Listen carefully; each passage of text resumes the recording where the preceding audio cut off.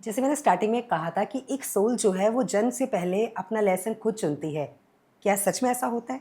हाँ जी। अब जैसे हम लोगों ने आकाशिक होता है और साथ में एक जैसे हम पास्ट लाइफ रिग्रेशन करते हैं हिप्नोसिस में, हम लोगों ने रिसर्च में एक चीज़ होती है जो होता है life between lifes and what after death और लाइफ। सो हम लोगों ने हमारे रिसर्च के टाइम पर इस तरह से किया है कि हम हिप्नोसिस के थ्रू उन लाइफ टाइम्स में गए हैं या उस टाइम पे गए हैं जिसमें हमारी लास्ट जब हमारी ब्रेथ थी उसके पास्ट लाइफ टाइम्स में, उसके बाद ऊपर जाके सोल्स किस तरह से क्या उनकी जर्नी होती है वो सब चीज़ें देखी हैं।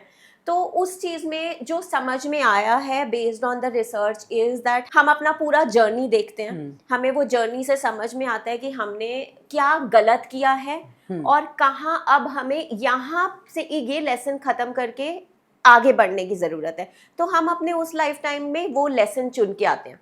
लेसन जो हैं आपके 2 भी हो सकते हैं, 4 भी हो सकते हैं, 5 भी हो सकते हैं। जैसे कि अब अगर एक लेसन है कि आपने बहुत ज़्यादा गिविंग रहे हो एक लाइफ टाइम में।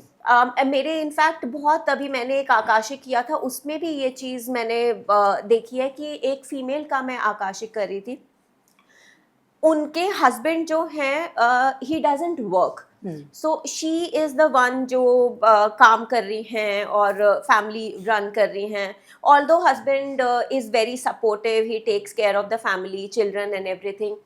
अब यहाँ पे क्या हुआ कि अगर आप रिसीविंग आपका बहुत ज़्यादा है और गिविंग बैलेंस नहीं है, तो आपका अगला लेसन यही होगा कि आपको उस जर्नी में आना पड़ेगा टू गिव। तो आप अपना लेसन खुद लेकर आते हो कि अब मुझे देना है। लेकिन यहाँ पे एक चीज़ और होती है कि अब हमें एक जगह पे होता है ना कि आपने अपना लेसन तो लेकर आए हो, वो लेसन आप फुलफिल भी कर रहे हो, बट एक जगह पे सोल की ये चॉइस होती है कि अब बस, और अब मेरे को बैलेंस करना शुरू करना है। अब मुझे रिसीविंग भी बैलेंस करनी है, मैंने जितना देना था मैंने दिया, बट अब मुझे बैलेंस करना है उस चीज़ को। जहाँ पे सोल अपनी चॉइस डिफरेंटली बनाना शुरू कर देती है, वो अपने जो उनके जो मटीरियलाइजेशन होती है या जो चीज़ें होती हैं वो उसी तरह से आना शुरू हो जाती हैं उनकी लाइफ में। तो it is more of soul choice, और आप किसी भी टाइम पे कर सकते हो, ज़रूरी नहीं आप ऊपर से डिसाइड करके आए हो। जैसे आज अभी हम लोग इनफैक्ट जब मैं रास्ते में ही थी तो हम लोग कुछ ऐसे कॉन्वर्सेशन कुछ बात करते हुए आ रहे थे, तो उसमें एक ऐसी बात थी कि हमारे जैसे बड़े जो हैं वो कहते हैं कि भगवान की मर्जी के बिना एक पत्ता भी नहीं हिलता।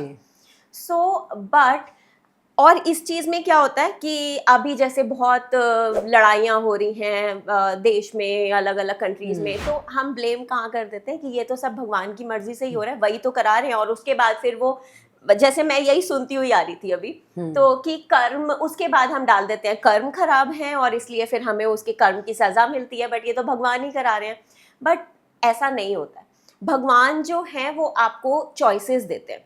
नाउ फॉर एन एग्जाम्पल, अगर आज किसी सोल ने आपके साथ में बुरा किया है, गलत किया है, तो आपको वो अपना लेसन लेके आएंगे कि हमें वो चीज़, उनको हमें वो चीज़ पे बैक करनी है।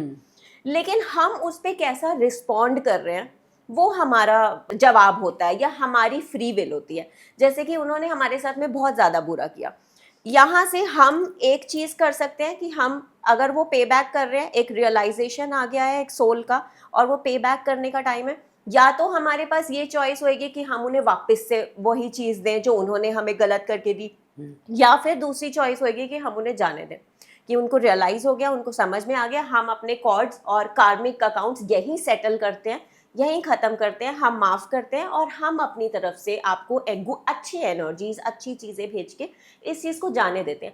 यहाँ आपका लेसन ब्रेक हो जाएगा, यहाँ पे ख़त्म हो जाएगा। बट आपने अगर उसी चीज़ को रिवेंज में, एंगर में और बढ़ाते गए तो वो चीज़ें, वो एक लूप में आप फंसे रहोगे। वो अगले जन्म में दोबारा आपके साथ करेंगे, आप फिर उनके साथ में करोगे, और यही लूप में फंसे रहने की वजह से आप कभी अपने पर्पस की तरफ पहुंच ही नहीं पाओगे, बट इसी लूप में स्टक रहोगे।